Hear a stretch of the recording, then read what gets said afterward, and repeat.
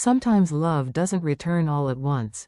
Sometimes it comes back slowly, carefully, almost afraid of its own footsteps.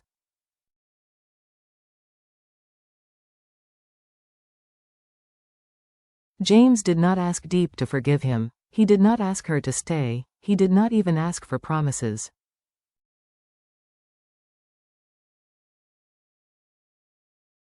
All he asked for was time. Just a few quiet days in Dalat. No decisions. No pressure.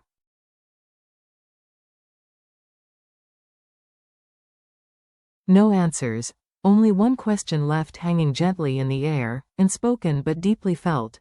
Can love heal if both people stop running? Morning arrived quietly.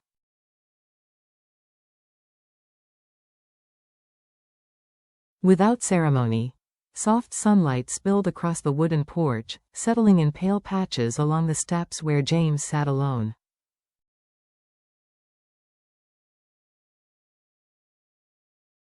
He leaned forward, elbows resting on his knees, hands loosely clasped, eyes drifting toward the orchard in front of the house.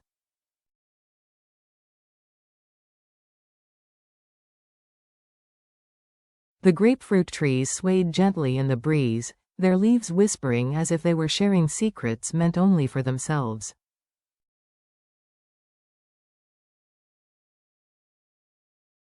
They had returned from the beach late the night before. The sound of waves was still fresh in his memory, Nye's laughter.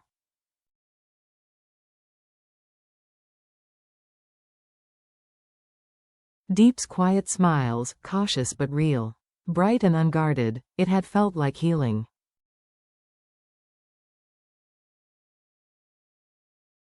It had felt warm, and yet, nothing had been decided.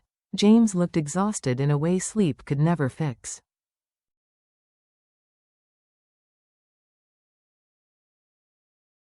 His body had rested, but his mind had not. Since dawn, he had been replaying every moment of the trip.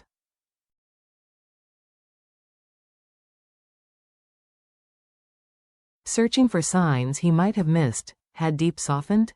Had he pushed too much? Or was she simply being kind, without promising anything at all? Behind him.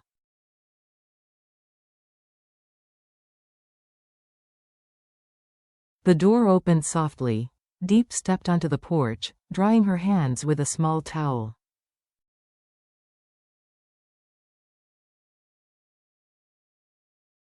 Her hair was slightly messy, still carrying the faint scent of salt from the sea. She paused when she saw James, immediately recognizing the familiar distance in his eyes.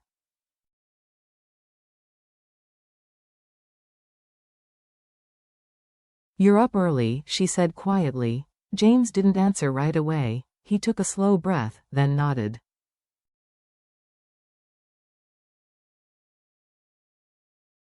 Couldn't sleep. She walked over and sat beside him, leaving a careful space between their shoulders.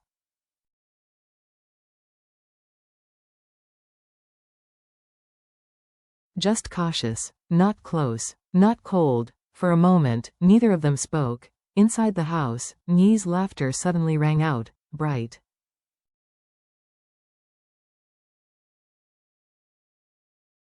Carefree, untouched by uncertainty.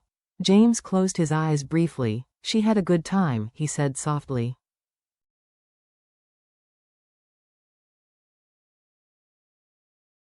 "At the beach." Diep nodded. "She did." Another silence followed, but this one was different.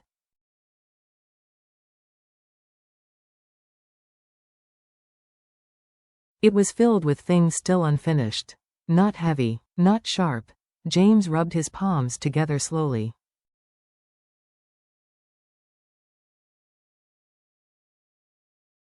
"I keep thinking about the trip," he admitted. "About us. About the way things felt, and the way they still feel uncertain."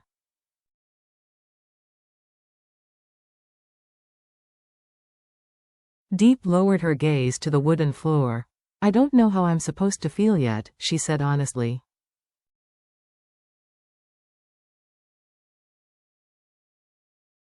"I'm not angry like before, but I'm not okay either." James turned toward her, careful not to invade her space.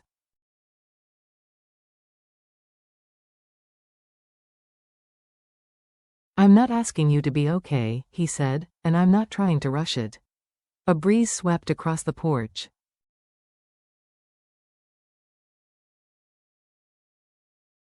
Carrying the scent of fruit and damp earth, Diep watched a leaf roll slowly along the steps.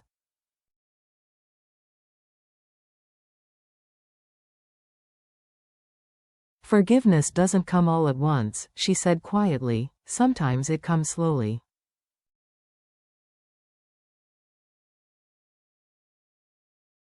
In pieces, and I'm still holding on to some of the pain. James nodded without hesitation.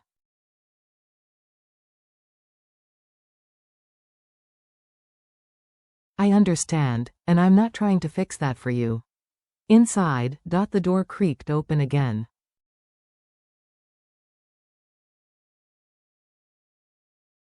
NHI appeared, her hair sticking up in every direction. Uncle James.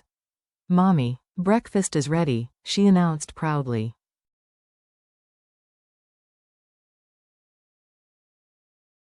James smiled, a real one this time. She hasn't stopped smiling since we came back. Diep's lips curved slightly.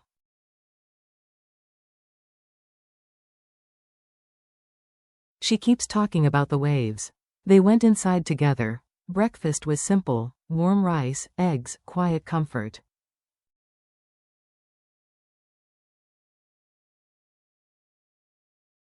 NHI talked nonstop, retelling every moment from the beach as if afraid the memories might disappear.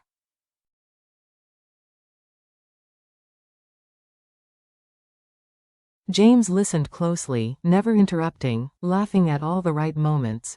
Diep watched him from across the table.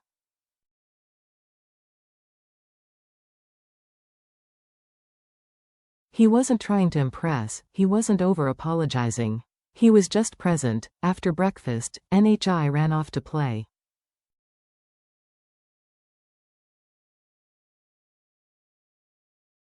James hesitated before speaking again. Diep, he said carefully, maybe we don't rush back into everything just yet.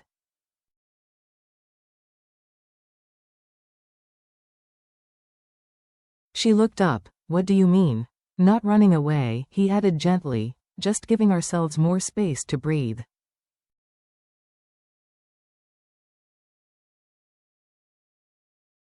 She considered his words. Dalat, James said. Where? She asked. Somewhere quiet.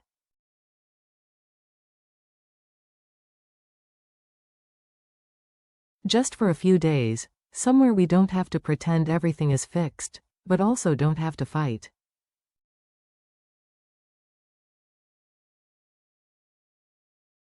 Diep studied his face. He wasn't pushing.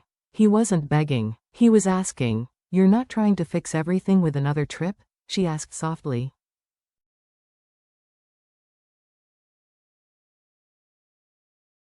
No. James shook his head. I just want time, without pressure. Diep glanced around the house, the walls holding memories.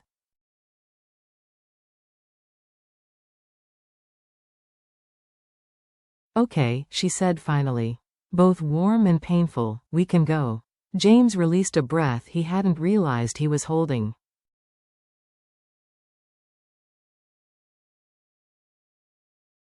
The farther the truck moved from the house, the lighter the air seemed to become. Wide fields stretched beneath an open sky.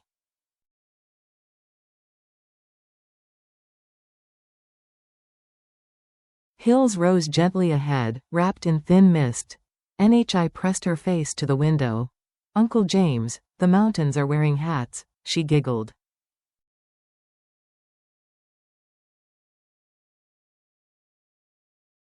James laughed softly. They do look like that. Diep watched him quietly, something warm stirring in her chest.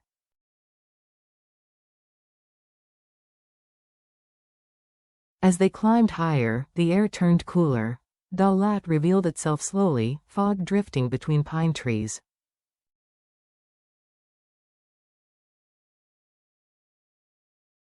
Cafes glowing softly, the world moving at a gentler pace.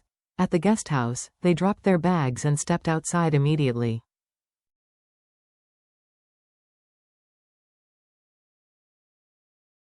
The path beneath the tall pines felt soft, forgiving.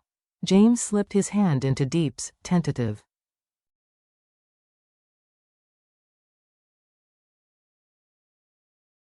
It feels calmer here, he said. She didn't pull away. Maybe because we're not trying to decide anything yet, she replied.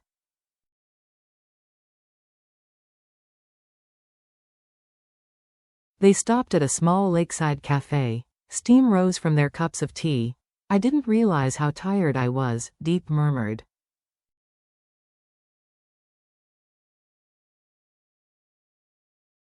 James looked at her. I didn't realize how much damage silence can do, until I almost lost you.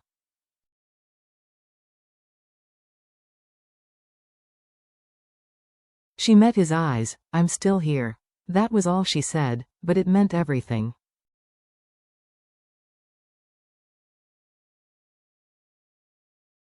Dalat didn't rush them. That was the first thing Deep noticed as the day unfolded.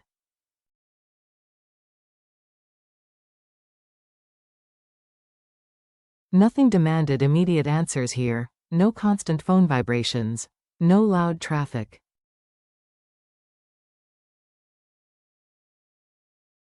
Just cool air drifting through fog and pine trees standing quietly, as if guarding their thoughts.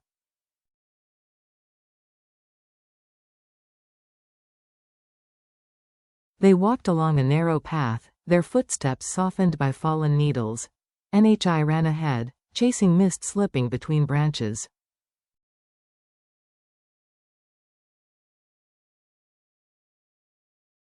Wait for me, she laughed. James slowed his steps to match Deep's pace. He didn't reach for her hand this time.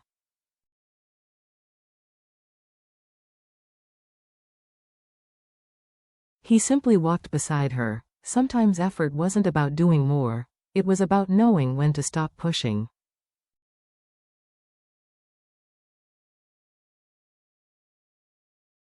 They reached a clearing where the valley opened below them, layers of fog floating gently over rooftops and hills.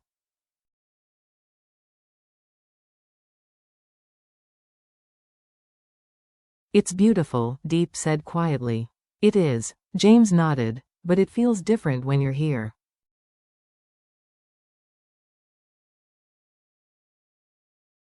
There was no urgency in his voice, no expectation hidden underneath. Just honesty.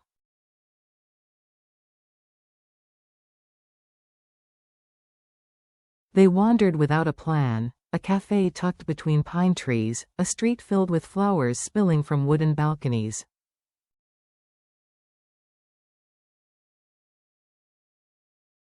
James let NHI choose where they went, following her excitement without checking the time.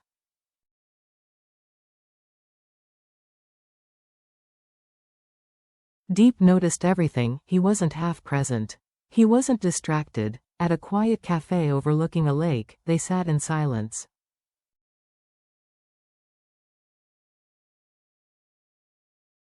I used to think silence meant peace, Deep said softly. Now I'm not so sure. James traced the rim of his cup.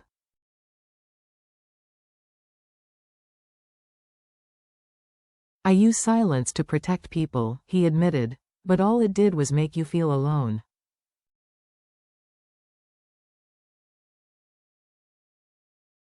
She didn't argue, she didn't agree either. I'm trying to unlearn that fear, he continued.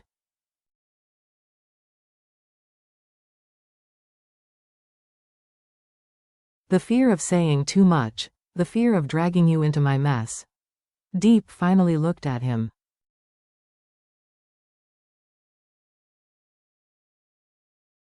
I don't need you to be perfect, she said. I just need to know I'm not standing outside your life.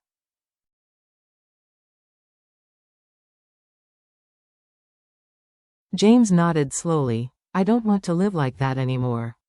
Later, they wandered through a field of hydrangeas.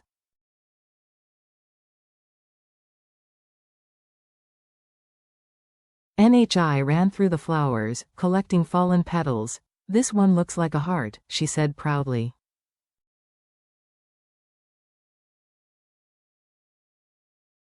Deep smiled. You always notice the good things first. James watched them from a distance.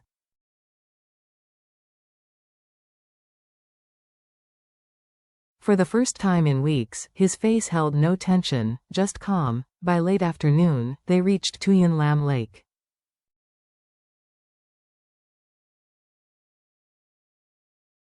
The water lay still, reflecting the pale sky. I've been thinking, James said. Diep waited.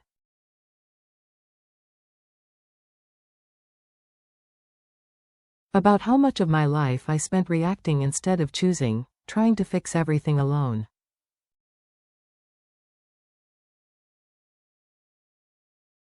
And now? She asked. Now I just want a life that feels ours, he said quietly, even if it's slower.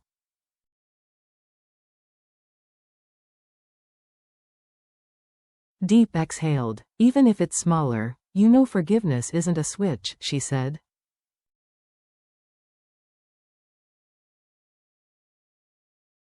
I can't turn it on just because things feel good today. I know, and I'm willing to wait.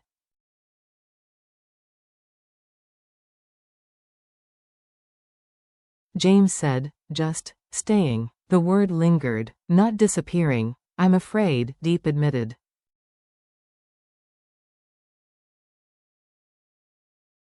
Staying. Afraid that I'll trust again, and one day realize I was alone all over. James didn't rush to answer.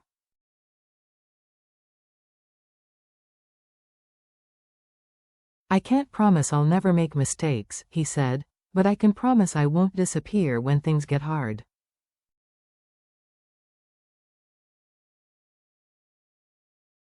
She studied his face, not certainty, but effort. As evening settled, lights flickered on below the valley.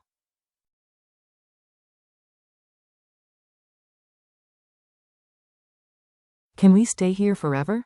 NHI asked. James smiled. I wish we could. Maybe not forever, Diep said softly.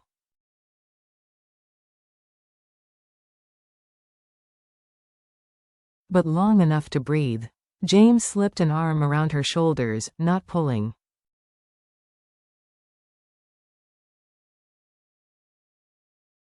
Just offering warmth, not claiming. She didn't move away. Some wounds didn't heal because someone said the right words.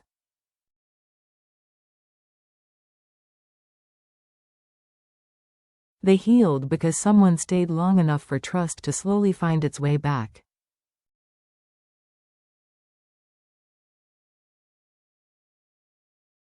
As they headed back, Diep glanced at James. We'll go back soon, she said. Life doesn't pause forever.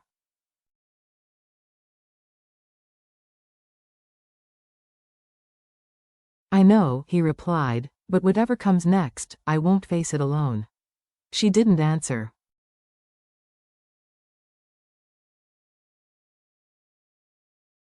But she didn't let go of his hand either, and for now, that was enough, after everything they've been through.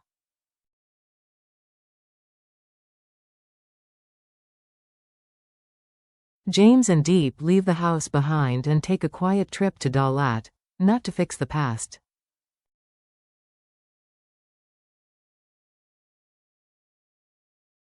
And not to decide the future. The mountains don't ask questions, the fog doesn't demand answers.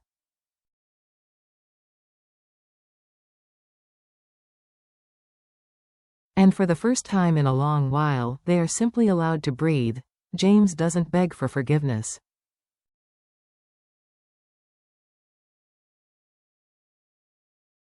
Diep doesn't pretend she's healed. They walk side by side, sharing silence, letting time do what words never could.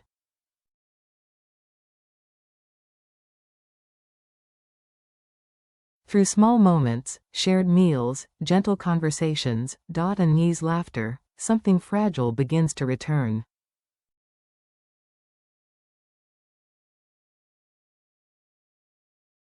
This episode isn't about love being saved. Trust, it's about love learning how to stay, slowly.